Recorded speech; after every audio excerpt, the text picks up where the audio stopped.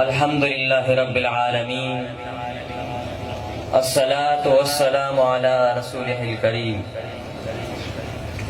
اما بعد فاعوذ باللہ من الشیطان الرجیم بسم اللہ الرحمن الرحیم قال اللہ تبارک و تعالی فی القرآن المجید والفرقان الحمید وَلِلَّهِ الْعِزَّةُ وَلِرَسُولِهِ وَالْمُؤْمِنِينَ صدق اللہ العظیم وصدق رسولہ النبی الکریم۔ مختصر حمد و صلوات کے بعد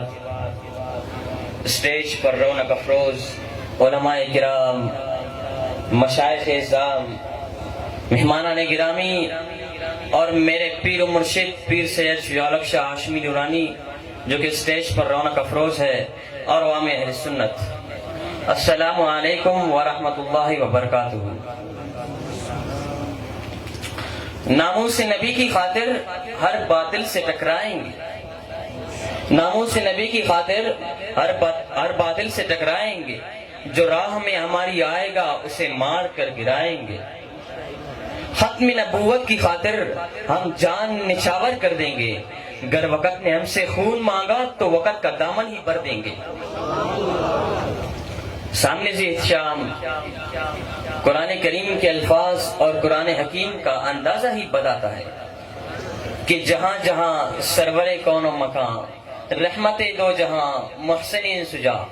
تاجدار مدینہ، مدینہ کے والی، آمنہ کے لال، جناب محمد مصطفیٰ صلی اللہ علیہ وسلم کا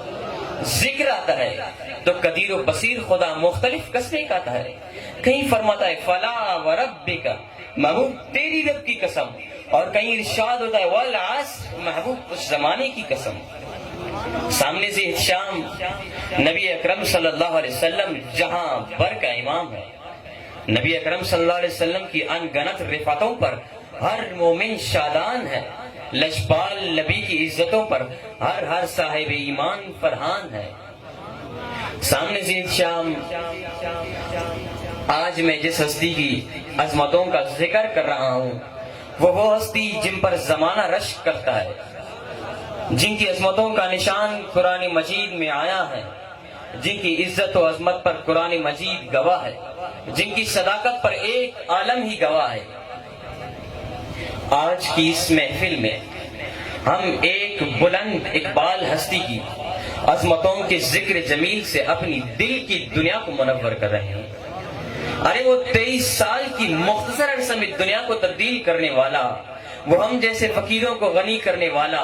وہ راتوں کو اٹھ کر میرے اور آپ کے لیے دعا کر رونے والا، وہ سینکڑوں سال پہلے ہماری بخشش کے لیے خدا سے کئی گھنٹوں دعائیں مانگنے والا، وہ ہنس کر روشنائی دینے والا، وہ چڑیا کے بچوں کو دیکھ کر بے قرار ہونے والا، وہ آنکھوں سے انسانوں کو متاثر کرنے والا، وہ کون؟ وہ امام الانبیاء، خاتم الرسل، مولائے کل، مختار کل، وہ دنیا کا سب سے بڑا لیڈر، سب سے عظیم استاذ، کامیاب ترین حکمران، وہ جس کی محبت ہماری رگ رگ میں شامل ہے۔ اس لیے تو قلندر لاہوری بول اٹھتے ہیں در دل مسلم مقام مصطفیٰ، در دل مسلم مقام مصطفیٰ، آبروئے ماز نام مصطفیٰ۔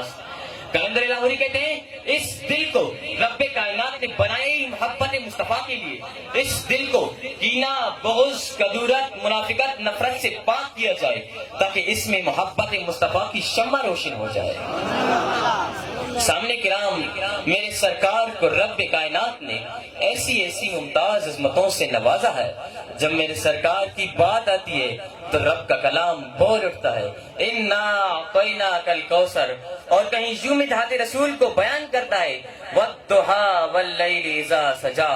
اور کبھی یوں پکار اٹھتا ہے ان اللہ وملائکتہ یصلون علی النبی یا ایھا الذین آمنوا صلوا علیہ وسلموا تسلیما۔ الغرض سارا قرآن مدحت رسول سے آراستہ ہے۔ سامنے کرام نبی اکرم صلی اللہ علیہ وسلم کی عظمتوں اور رفعتوں کا اندازہ